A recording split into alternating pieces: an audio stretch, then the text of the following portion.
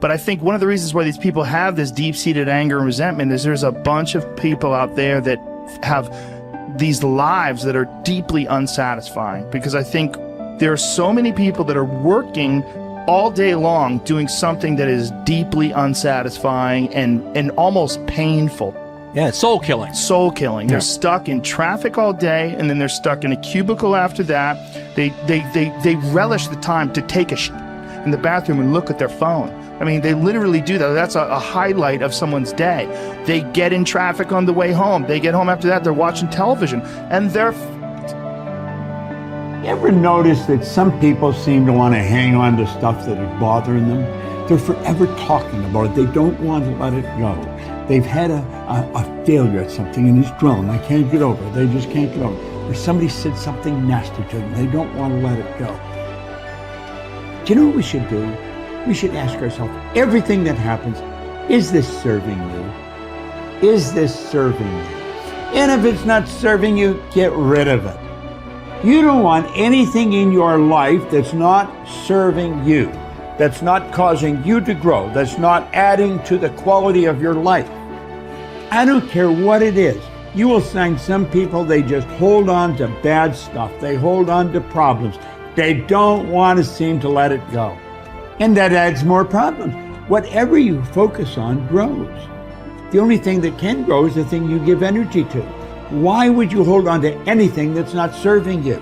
How bad does it have to get? I mean, to what denominator, to what lowest level do you have to reach before people really make up their mind to change? My message is, why wait? I mean, when you're feeling so altered emotionally, you feel so bad, that's the moment you could actually see yourself for the first time, because you're not answering your cell phone, you're not responding to all your texts, you're not watching TV, you're not going out to dinners, you're not calling people back.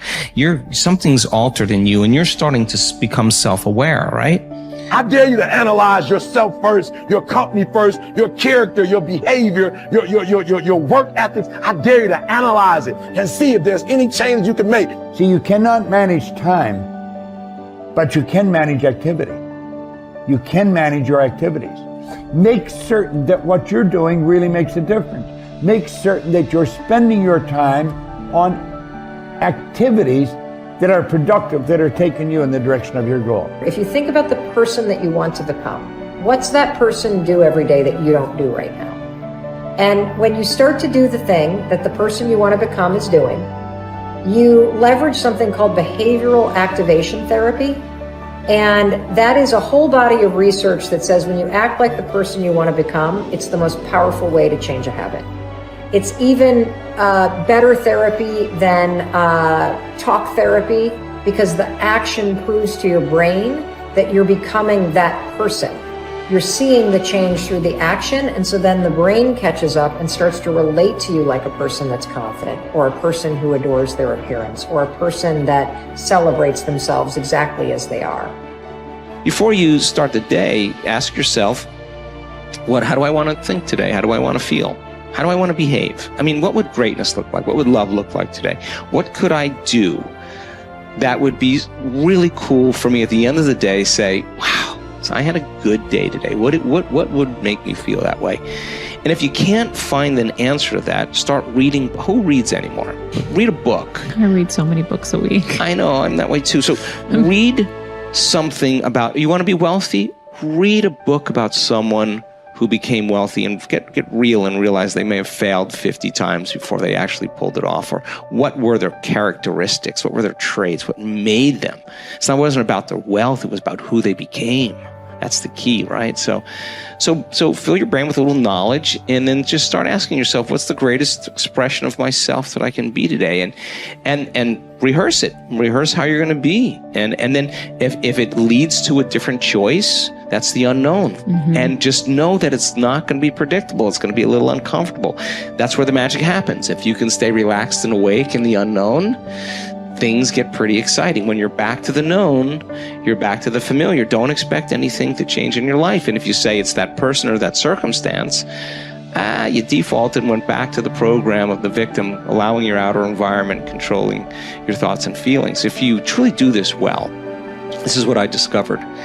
If I truly feel the feelings of my future before they occur, and I live in that state, I'm no longer looking for it to happen. How could I look for it if I feel like it already has, right? So I try to stay in that state, because then I'm not separate from it.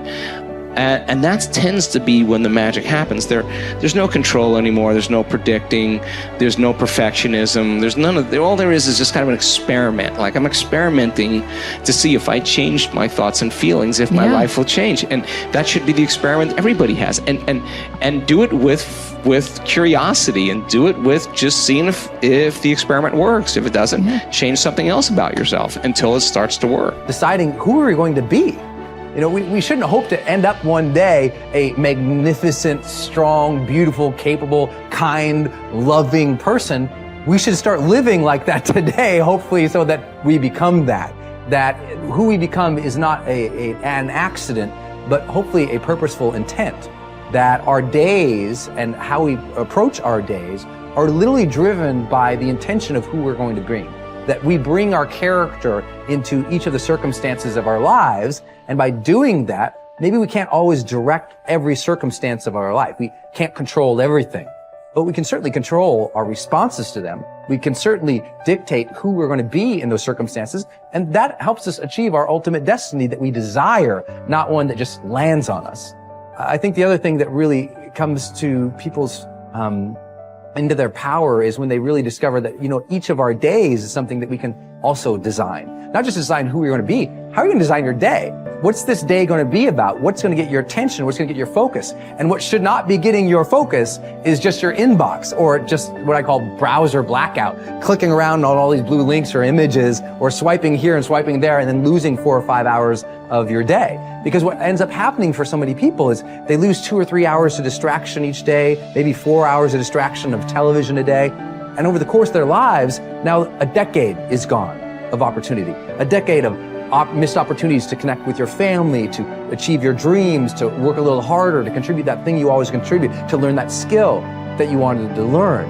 Like, we have to decide on our days. We have to design them. We have to wake up and decide what this day is going to be about, what's going to get done, what's going to deserve our focus, who will we reach out to, instead of just responding to everybody else's needs. Look back over your life and ask yourself, what activities, behaviors, or decisions have been most responsible for my success in life to date? You will probably find that less than 5% of the things that you have said or done have accounted for most of the success you have enjoyed.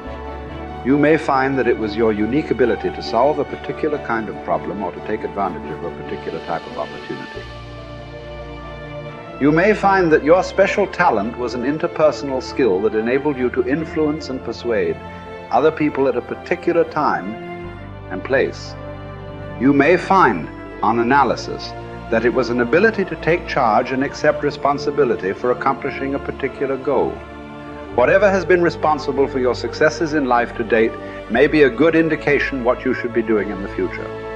Analyze your work based on the measure that I call return on energy. Leaders in every field deliberately apply their talents and energies where they can achieve their greatest return on the amount of energy, mental, emotional, and physical, that they invest in any endeavor. They refuse to take on jobs or work in areas where they cannot perform at exceptional levels. They treat themselves as valuable resources, and they spend their energies very carefully. One of the questions that you might continually ask yourself is this the best possible use of my time and energy? Is what you are doing right now the most valuable thing that you could be doing, given your particular combination of talents and abilities? Often answering this question will help you to see that there is a vast difference between what you are currently doing and what you should be doing if you want to be fulfilling more of your potential. Once you have chosen your ideal job or occupation for this stage of your career, your biggest responsibility is to make the decision to become very good and then to become excellent at what you do. In a lengthy study on successful Americans, the Gallup organization discovered that expertise, or being recognized by your peers as one of the very best in your field, was one of the essential ingredients for success in American life. We said before that self-confidence comes from positive knowing rather than positive thinking. It is only when you know that you are outstanding in your chosen field that you really feel terrific about yourself, and that you enjoy high levels of self-confidence. Men and women who are good at what they do and who know that they are good at what they do are very different from those who are only average. They walk and talk and dress and behave differently. They have an attitude of assurance and certainty about themselves that causes them to stand out in any group. They have a deep down sense of self-worth and self-confidence that is evident to everyone around them. The quality of a person's life is in direct proportion to their commitment to excellence, no matter what their chosen field.